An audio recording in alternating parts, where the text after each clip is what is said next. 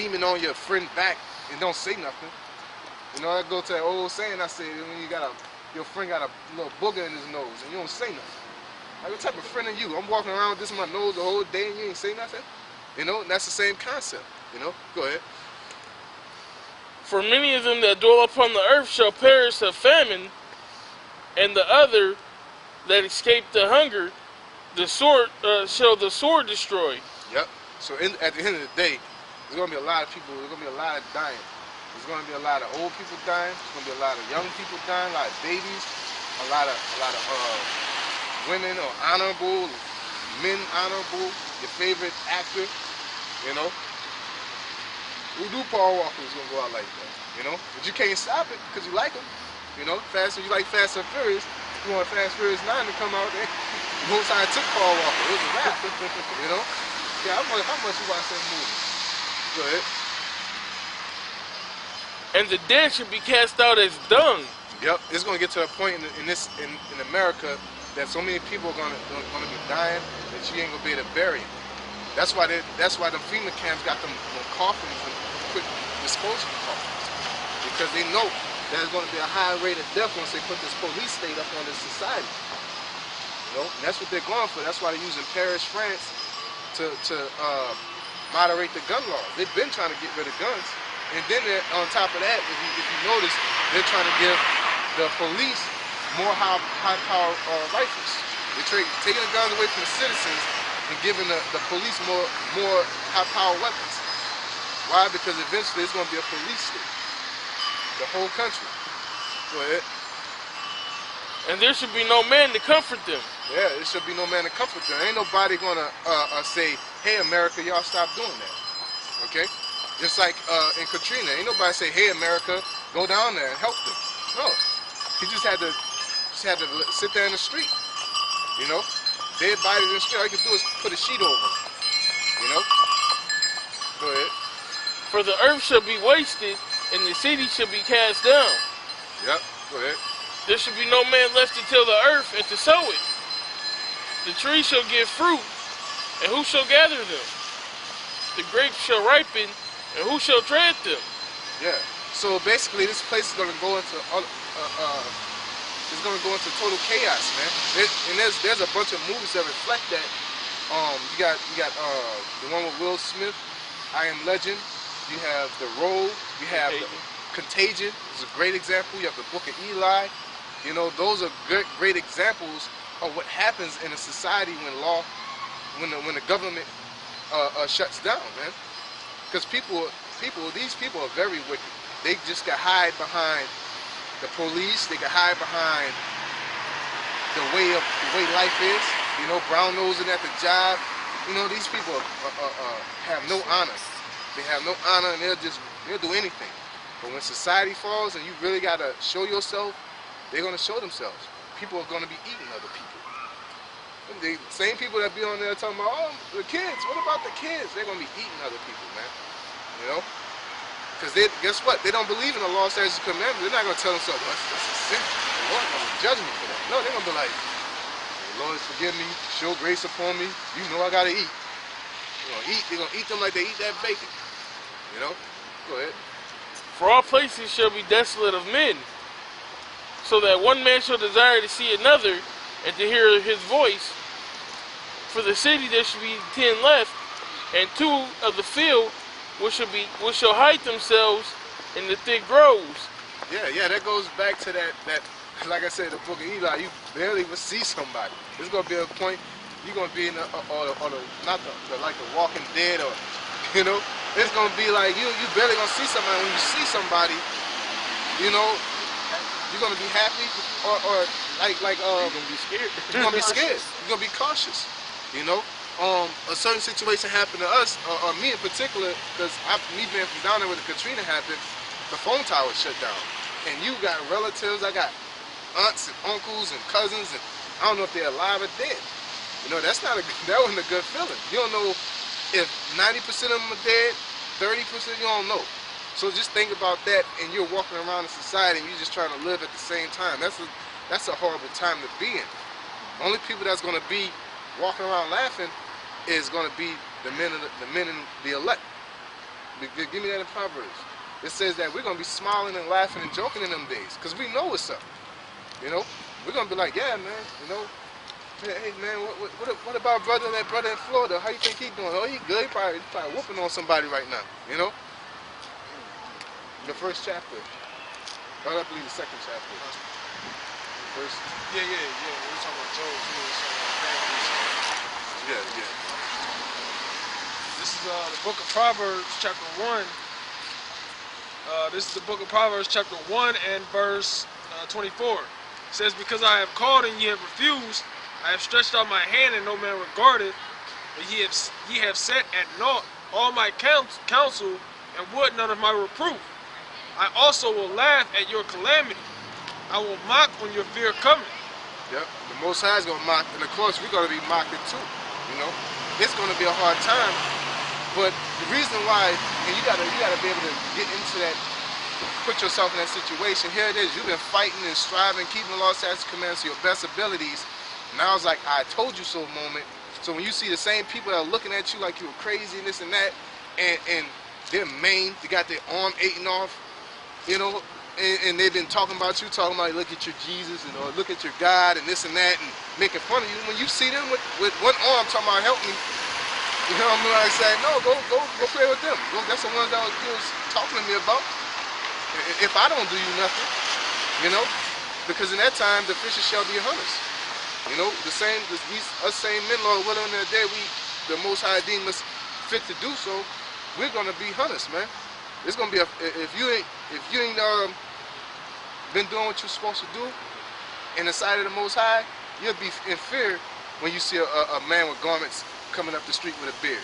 You're gonna be scared, you know, because why? Because we're gonna be cleansing the earth, you know, through violence. Where does it read or say that? You can get that in Isaiah.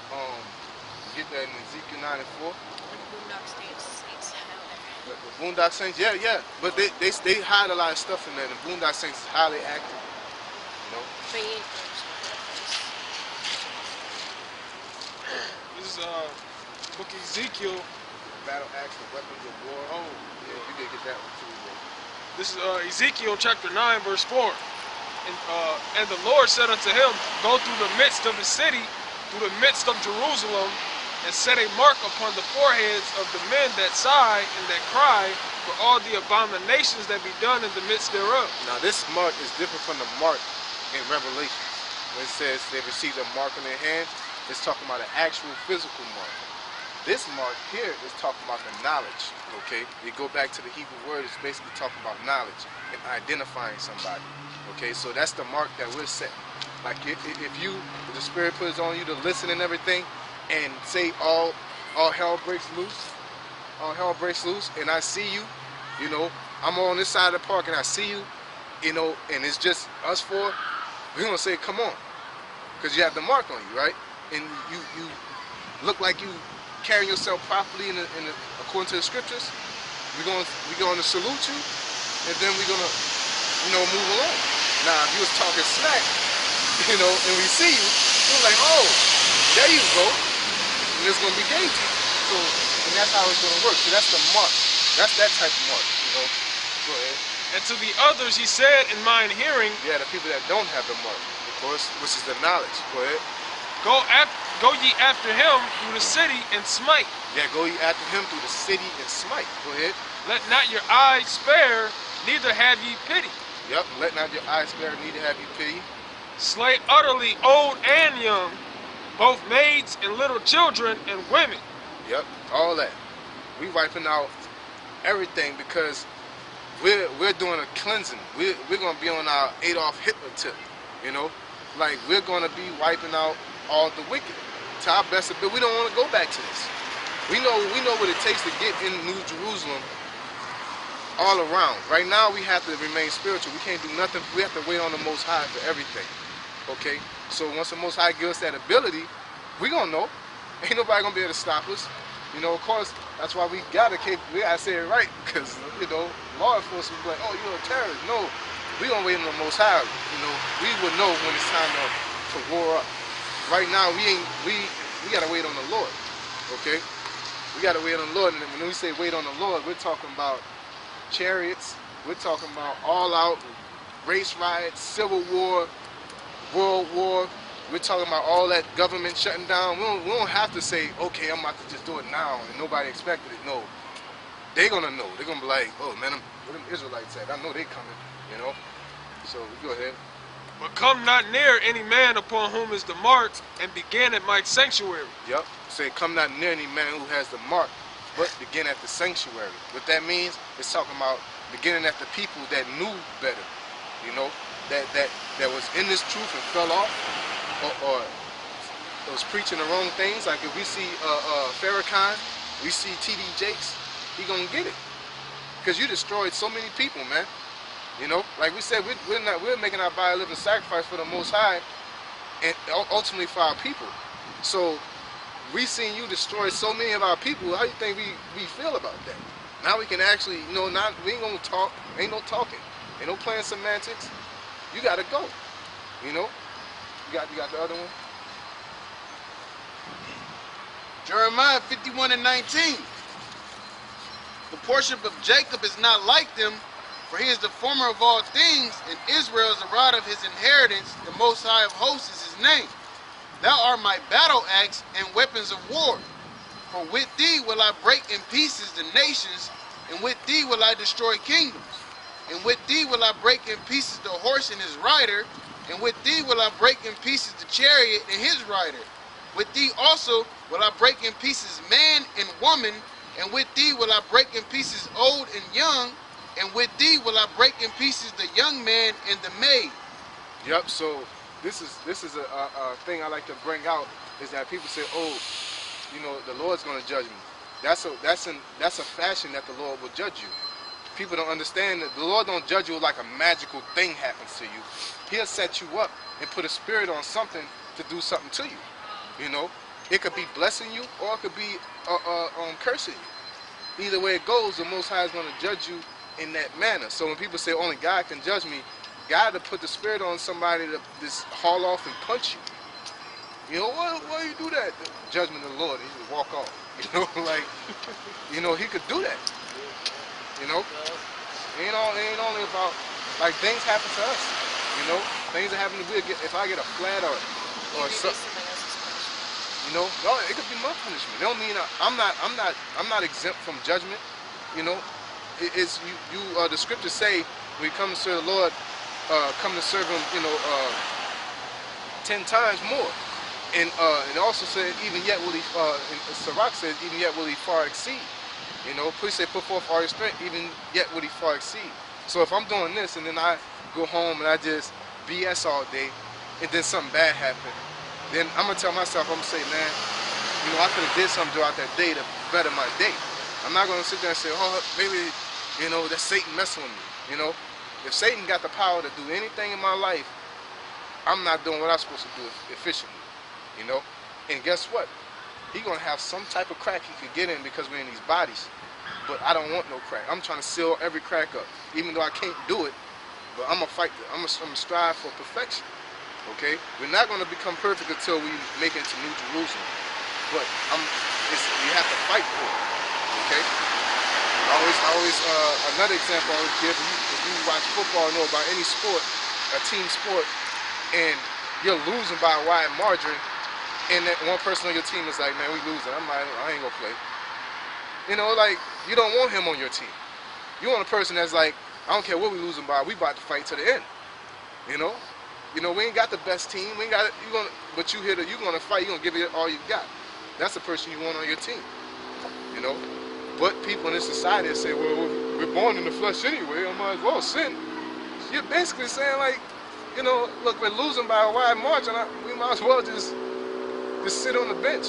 You know, nobody want no team players like that. But you out here telling people that, you know.